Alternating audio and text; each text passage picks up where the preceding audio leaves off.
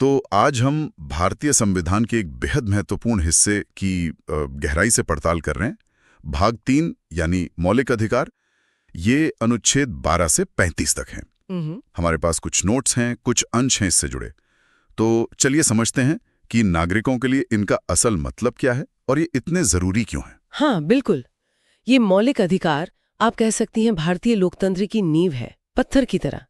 इनका मकसद है व्यक्ति की गरिमा, उसकी आज़ादी को सुरक्षित रखना, और साथ ही ये सरकार पर मतलब राज्य पर एक तरह की लगाम भी है ताकि सामाजिक, आर्थिक, राजनीतिक न्याय को बढ़ावा मिले। और सबसे अहम बात, जैसा आपने कहा, नोट्स बताते हैं ये कोर्ट द्वारा लागू करवाए जा सकते हैं। प्रेरणा इनकी अमेरिकी बिल ऑफ राइट से भी है। अच्छा, तो शुरुआत होती है अनुच्छेद 12 से, जो राज्य को परिभाषित करता है।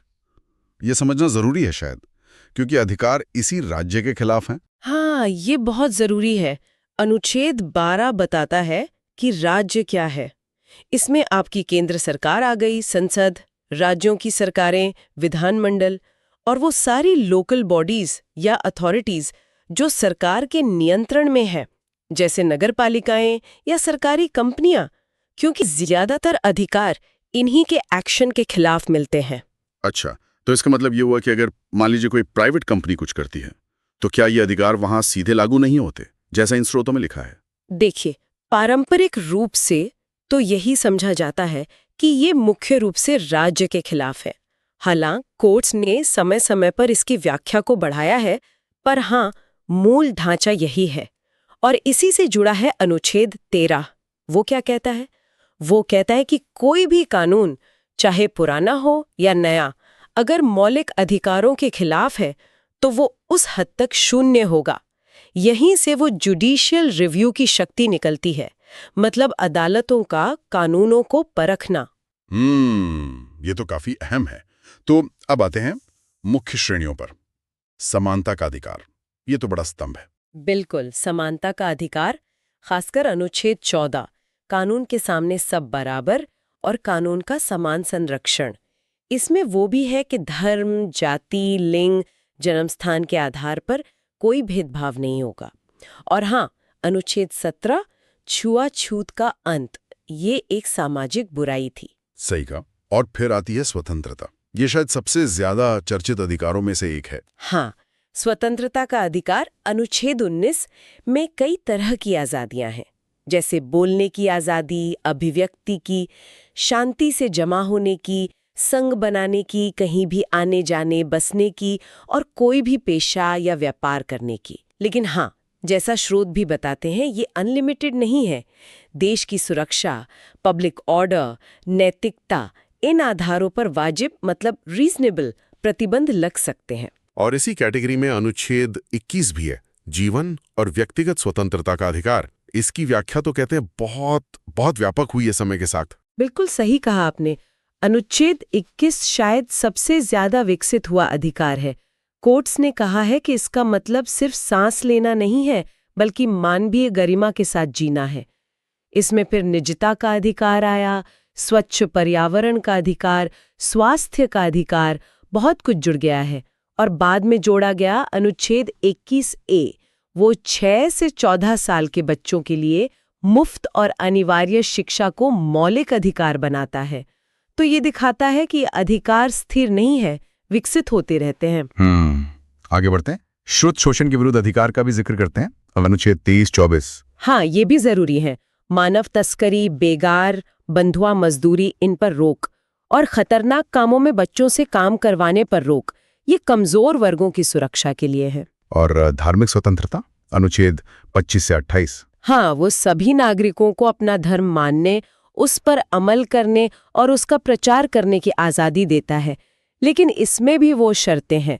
पब्लिक ऑर्डर, नैतिकता, स्वास्थ्य का ध्यान रखना होगा। ये भारत के सेक्युलर चरित्र को दिखाता है। और अल्पसंख्यकों के लिए भी खास प्रावधान है, सांस्कृतिक और शैक्षिक अधिकार। जी हाँ, अनुच्छेद 29 और 30, भारत के किसी भी हिस्से में रहने वाले नागरिकों का समूह जिनकी अपनी अलग भाषा, लिपि या संस्कृति है, उन्हें उसे बनाए रखने का अधिकार है। और अल्पसंख्यकों को अपनी पसंद के शिक्षण संस्थान, स्थापित करने और चलाने का भी अधिकार है। ये भारत की विविधता में एकता को मजबूत करता है। सही। और फिर अंत में आता है वो अधिकार जिसे डॉक्टर अंबेडकर ने संविधान के आत्मा और हृदय कहा था, अनुच्छेद 32, संवैधानिक उपचारों का अधिकार। बिल्कुल, ये अपने आप में एक मौलिक अधिकार है। इसका मतलब है कि अगर किसी नागरिक के मौलिक अधिकार का हनन होता है तो वो सीधा सुप्रीम कोर्ट जा सकता है। यह सिर्फ घोषणा नहीं, गारंटी है। और यहीं पर वो रिट्स आती हैं, हेबियस कॉर्पस, मैंडेमस, इनका जिक्र है स्रोतों में। ये क्या है संक्षेप में? हाँ, रिट्स बेसिकली वो अदालती आदेश है, पावरफुल आदेश, जिनके जरिए सुप्रीम कोर्ट अनुच्छेद 32 और हाई कोर्ट अनुच्छेद 226 के तहत मौलिक अधिकारों को लागू करवाते हैं। जैसे हेबियस कॉर्पस का मतलब है शरीर को प्रस्तुत करो, गैर कानूनी हिरासत के खिलाफ। मैंडेमस मतलब हम आदेश देते हैं किसी सरकारी अधिकारी को उसका कर्तव्य निभाने के लिए। ये अदालती हथियार है नागरिक अधिकारों की रक्षा के लिए। तो ये अधिकार काफी मजबूत हैं, लेकिन क्या इनमें कभी बदलाव नहीं हो सकता? स्रोत केशवानंद भारती केस और मूल ढांचे के सिद्धांत का जिक्र करते हैं। सही, अधिकार महत्वपूर्ण है पर असीमित नहीं है और संशोधन हो सकता है। संसद संविधान में बदलाव कर सकती है, मौलिक अधिकारों में भी, लेकिन वो केशवानंद भारती केस 1973 में सुप्रीम कोर्ट ने मूल ढांचे का सिद्धांत दिया। मतलब संसद संविधान की बुनियादी विशेषताओं को, उसके मूल ढांचे को नष्ट नहीं कर सकती, जैसे लोकतंत्र, धर्मनिरपेक्षता, कानून का शासन, और कई मौलिक अधिकार भी इसका हिस्सा माने जाते हैं।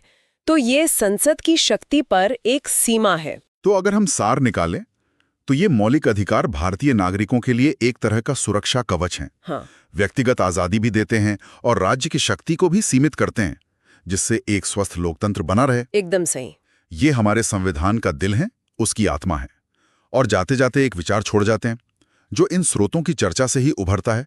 हमने देखा कि ये अधिकार मुख्य रूप से राज्य के विरुद्ध मिलते हैं। हाँ, पर आज की दुनिया में जहां बड़ी बड़ी प्राइवेट कंपनियों का, दूसरी गैर सरकारी संस्थाओं का प्रभाव लोगों की जिंदगी पर बहुत बढ़ गया है, तो क्या यह सोचने की जरूरत है कि भविष्य में कुछ मौलिक अधिकारों जैसी सुरक्षा, क्या उनका दायरा इन प्राइवेट एक्टर्स तक भी बढ़ाया जाना चाहिए किसी रूप में?